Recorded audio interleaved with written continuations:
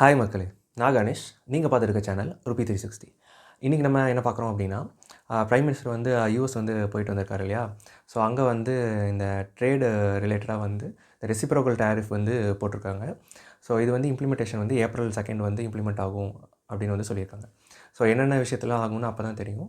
But இது என்ன actually reciprocal டேரிஃப்னால் என்ன? ஸோ எவ்வளோ வந்து இந்தியா யூஎஸ் வந்து இம்போர்ட் எக்ஸ்போர்ட்ஸ் நடக்குது அப்படிங்கிறதெல்லாம் வந்து இந்த வீடியோவில் வந்து நம்ம பார்க்கலாம். டேரிஃப்ங்கிறது என்ன அப்படின்னா, இம்போர்ட் டியூட்டியை தான் வந்து நம்ம இந்த இடத்துல டேரிஃப்னு சொல்கிறோம்.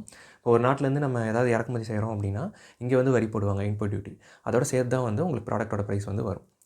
ரெசிப்ரோக்கல் டேரிஃப் அப்படின்னா என்னென்னா, இது வந்து 1934 யுஎஸ் ஆக்ட் அவங்களோட கீழே வந்து வருது. ஸோ இது வந்து நிறைய தடவை இந்த மாதிரி டேரிஃப் வந்து போட்டிருந்துருக்காங்க ஹிஸ்ட்ரியில். ஸோ இது எப்படி அப்படின்னா, நீங்கள் எவ்வளோக்கு வரி போடுறீங்களோ அதே மாதிரி நாங்களும் வந்து வரி போடுவோம். நம்ம இங்கேருந்து எக்ஸ்போர்ட் பண்ணுறோம் இல்லையா யூஎஸ்க்கு. ஸோ அவங்க நாட்டில் அது இம்போர்ட், அங்கே இம்போர்ட் டியூட்டி அவங்க போட்டாங்கன்னா, அங்கே பொருள்களோட விலை வந்து அதிகமாகும். இங்கேருந்து எக்ஸ்போர்ட் ஆகிற பொருளோட விலை வந்து அதிகமாகும். அதிகமானால் அங்கே இருக்க மக்கள் வந்து அதை வாங்காமல் போயிடுவாங்க. அதனால் வந்து இன்டெரக்டாக வந்து இந்தியாவிலேருந்து எதுவும் இது பண்ணாதீங்க, பர்ச்சேஸ் பண்ணாதீங்க அப்படின்னு டிஸ்கரேஜ் பண்ணுற மாதிரி அர்த்தம். ஸோ இப்படி போட்டால் நம்ம நாட்டில் இருக்க எக்ஸ்போர்ட்டர்ஸ்க்கு வந்து பாதிப்பு வந்து ஏற்படும். யுஎஸ் ஏன் வந்து இந்த மாதிரி டேரிஃப் போடுறாங்க அப்படின்னா, ஆல்ரெடி நாங்கள் தான் வந்து கம்மியாக இம்போர்ட் டேக்ஸ் வந்து வாங்குறோம். ஸோ வந்து இப்போ நாங்கள் அதை வந்து ரைஸ் பண்ண போகிறோம் அப்படின்னு வந்து டொனால்ட் ட்ரம்ப் வந்து சொல்கிறார். ஏன்னா மீதி நாடு கம்பேர் பண்ணும்போது அவங்க நாடு வந்து கம்மியாக இருக்குது. இப்போ இந்தியாவோட கம்பேர் பண்ணும்போது எவ்வளோ அப்படின்னா, நம்மளோட நெட் இம்போர்ட்டோட ஆவரேஜ்லாம் எடுத்து பார்க்கணும். இப்போ யூஎஸ்லேருந்து இம்போர்ட் ஆகிற ப்ராடக்ட்டை நம்ம வந்து ஆவரேஜாக வந்து இம்போர்ட்டுக்கு டேக்ஸ் போடுறது எடுத்து பார்த்தோம்னா 17% வந்து வருது.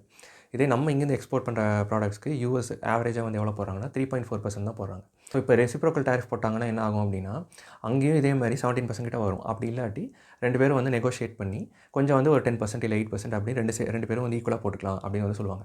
இதனால் என்ன ஆகும்னா, ஆல்ரெடி 3.4% தான் இம்போர்ட் டியூட்டி வாங்கிட்டு இந்த யூஎஸ்க்கு இது வந்து இன்கமாக அதிகமாக வந்து வரும். ஆனால் பொருளோட விலையும் வந்து ஏறும். இந்தியாவுக்கு என்ன ஆகும் அப்படின்னா, எக்ஸ்போர்ட்டர்ஸ்க்கு வந்து நஷ்டமாகும். இந்தியாவுக்கும் யூஎஸ்க்கும் இருக்க பைலேட்டரல் ட்ரேட் வந்து 2024 படி 129 பில்லியன், அதாவது $130 பில்லியன் அப்படின்னு வந்து வச்சுக்கலாம். இந்த பைலேட்டரல் அப்படின்னா இம்போர்ட் எக்ஸ்போர்ட் ரெண்டையும் சேர்க்கணும்.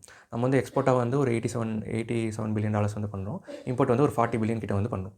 ஸோ ரெண்டையும் சேர்த்து ஆட் பண்ணுறது தான் இந்த பைலேட்டரல் ட்ரேட் அப்படின்னு வந்து சொல்லுவாங்க. இது வந்து கூட்ஸை மட்டும் கனெக்ட் பண்ணுறது, சர்வீசஸ் வந்து கனெக்ட் பண்ணல இந்த இடத்துல. ரெசிப்ரோக்கல் டேரிஃப்க்கு எக்ஸாம்பிள் கொடுக்கணும் அப்படின்னா, இப்போ பிஸ்தா வந்து நம்ம இங்கேருந்து வந்து நம்ம இம்போர்ட் தான் பண்ணுறோம். இப்போ வேர்க்கடலை தான் வந்து நம்மளோட இது. இப்போ பாதாம் பிஸ்தாலாம் வந்து இம்போர்ட் ஆகி தான் வருது. இப்போ நம்ம வேறு நாட்டிலேருந்து தான் இம்போர்ட் பண்ணுவோம். யூஎஸ்லேருந்து பண்ணாமல் வேறு நாட்டிலேருந்து பண்ணுறோன்னு வைங்க. ஸோ அங்கே வந்து அது ₹100 வந்து விலை இருக்குது அப்படின்னா, கவர்மெண்ட் வந்து இம்போர்ட் டியூட்டி ₹50 போடுறாங்க அப்படின்னா 50% வந்து டேக்ஸ் போடுறாங்கன்னு அர்த்தம், டேரிஃப் போடுறாங்கன்னு அர்த்தம். ஸோ அப்போ ₹150 வந்து நம்ம அந்த பொருளோட விலையை வந்து கொடுத்து வாங்குறோம். ஸோ இதே மாதிரி நீங்கள் பிஸ்தாக்கு வந்து 50% போட்டிங்கன்னா, இப்போ உங்கள் நாட்டிலேருந்து நீங்கள் ஏதாவது எக்ஸ்போர்ட் பண்ணுறீங்க, இது மாதிரி பிஸ்தா எக்ஸ்போர்ட் பண்ணுறீங்க அப்படின்னா, நாங்களும் 50% போடுவோம்னு யூஎஸ் சொல்கிறாங்க. இதுதான் வந்து ரெசிப்ரோக்கல் டேரிஃப். இப்படி மட்டும் இல்லாமல், ஏன்னா நம்ம வந்து பிஸ்தா வந்து எக்ஸ்போர்ட்ஸ் வந்து யூஎஸ்க்கு பண்ணல. ஸோ அதனால் இதெல்லாம் பெனிஃபிட் தான் அப்படிங்கிற மாதிரி சொல்கிறாங்க. பட் இப்படி மட்டும் இல்லாமல் சர்வீஸ் செக்டார் வைஸாகவும் கூட்ஸ் வைஸாகவும் ஒரு பர்டிகுலர் கூட்ஸ் வைஸாகவும் சேர்ந்து வந்து டேரிஃப் வந்து போடுவாங்க. இப்போ அது ஈக்குவலைஸ் பண்ணணும் அப்படிங்கிறக்காக இப்போ நம்ம வந்து 80 பில்லியன் வந்து எக்ஸ்போர்ட் பண்ணுறோம். அவங்க வந்து 40 பில்லியன் தான் இம்போர்ட் பண்ணுறாங்க அப்படின்னா, நெட் வந்து சர்ப்ளஸில் நம்ம இருக்கோம். 40 பில்லியன் அதிகமாக வந்து நமக்கு ரிசர்வ்ஸில் வந்து வந்துட்டுருக்கு. இப்போ ஈக்குவல் பண்ணாங்க அப்படின்னா 60 வருமோ என்னவோ, இல்லைனா வந்து அவங்களும் வந்து விலை ஏற்றிட்டாங்க அப்படின்னா எக்ஸ்போர்ட்டர்ஸ்க்கு வந்து இங்கேருந்து வந்து காசு வந்து கிடைக்காம போகும். ஸோ இதனால் வந்து ஃபாரெக்ஸ் ரிசர்வும் வந்து அடிப்படும்.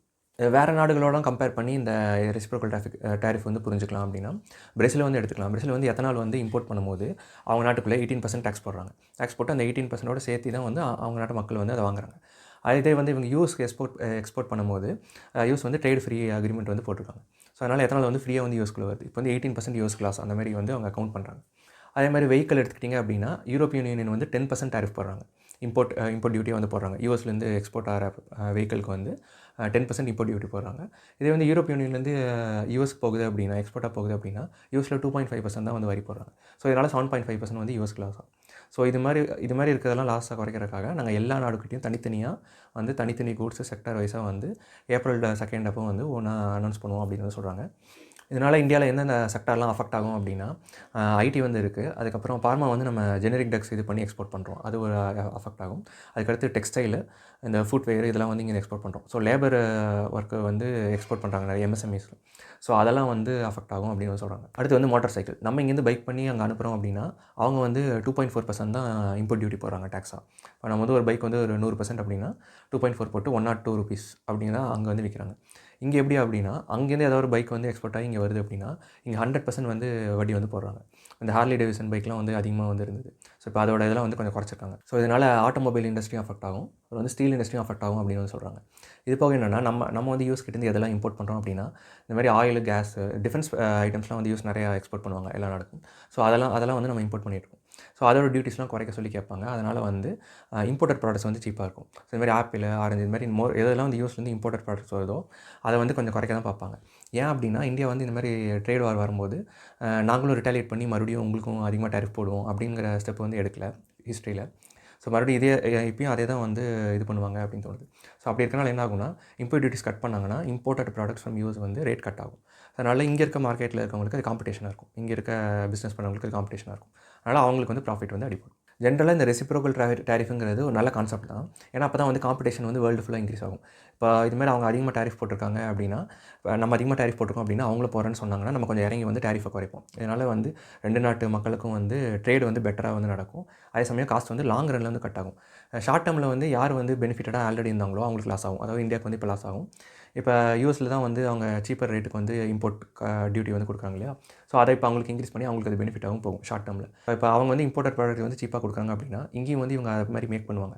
ஸோ பீப்புள் வந்து இம்போர்ட்டட் ப்ராடக்ட்ஸ் வாங்கிட்டு போயிடும். ஸோ இங்கே அப்படி மேக் பண்ணாமல் விட்டுட்டாங்க அப்படின்னா பேலன்ஸ் அவுட் ஆகாது. ஃபாரெக்ஸ் ரிசர்வ்ஸ் வந்து குறையும். இப்போ யூஎஸில் இந்த மாதிரி இம்போர்ட் டியூட்டி வந்து எல்லா சைட்லையும் போடுறதுனால அவங்களோட இன்ஃப்ளேஷன் வந்து அதிகமாகும். பொருளோட விலை வந்து அதிகமாகும். அதுக்கு பேரலாக வந்து அங்கேயும் வந்து அவங்க மேனுஃபேக்சரிங்கும் இதையும் வந்து பூஸ்ட் பண்ணணும். அப்படி பண்ணாமல் விட்டாங்கன்னா லாங் ரனில் அங்கேயும் வந்து அது அஃபெக்ட் ஆகும். இந்த மாதிரி டேரிஃப் போடுறதுனால இந்தியன் பிஸ்னஸஸ் வந்து அடிப்படுறதுனால எப்படி ப்ராஃபிட் வந்து அஃபெக்ட் ஆகுங்கிறதுனால ஸ்டாக் மார்க்கெட்டில் வந்து எஃபிஐ வந்து ஸ்டாக்ஸை வந்து செல் பண்ணிவிட்டு அவங்க அதுக்கு ஈக்குவலண்ட்டான டாலர் அமௌண்ட் வாங்கிட்டு போகிறதுனால ஃபாரெக்ஸ் ரிசர்வ்ஸ் வந்து குறையும். ஸோ இது மாதிரி எவ்வளோ வந்து குறைஞ்சிருக்கு இந்த 2025 அப்படின்னா ஜனவரி மந்த் ஒரு 76,000 crores, இப்போ வந்து 15 வரைக்கும் 24, அதாவது ஒரு 1 lakh வந்து எஃபிஐ அவுட்ஃப்ளோ வந்து போயிருக்கு. இது மாதிரி ஸ்மால் கேப் வந்து 21%, மிட் கேப் 18% வந்து விழுந்திருக்கு. இப்படி வந்து இதே மாதிரி எஃபிஐ வந்து எடுத்துகிட்டு போயிட்டே இருந்தாங்கன்னா ஃபாரெக்ஸ் ரிசர்வ்ஸ் குறையும்போது ருப்பி வேல்யூ வந்து டிப்ரிஷியேட் ஆகும். இப்போ $1.84 இருந்தது, இப்போ 87.15 வரைக்கும் போயிட்டு மறுபடியும் 86.60 கிட்ட வந்து இருக்கும். இதனால் என்ன ஆகும் அப்படின்னா மறுபடியும் வந்து காஸ்ட் ஆஃப் இம்போர்ட் வந்து அதிகமாகி இன்ஃப்ளேஷன் அதிகமாகும். ஸோ இது மாதிரி ஒரு சைக்கிள் வந்து கண்டினியூ ஆகிட்டே இருக்கும். ஸோ ஏப்ரல் 2 வந்து எந்தெந்த ப்ராடக்ட்லாம் டேரிஃப்ஸ் போடுவாங்க அப்படிங்கிறது தெரியும். ஸோ அப்போ வந்து அதை செக் பண்ணி பார்க்கலாம். இந்த வீடியோ அவ்வளோதான். உங்கள் நேரத்துக்கு நன்றி.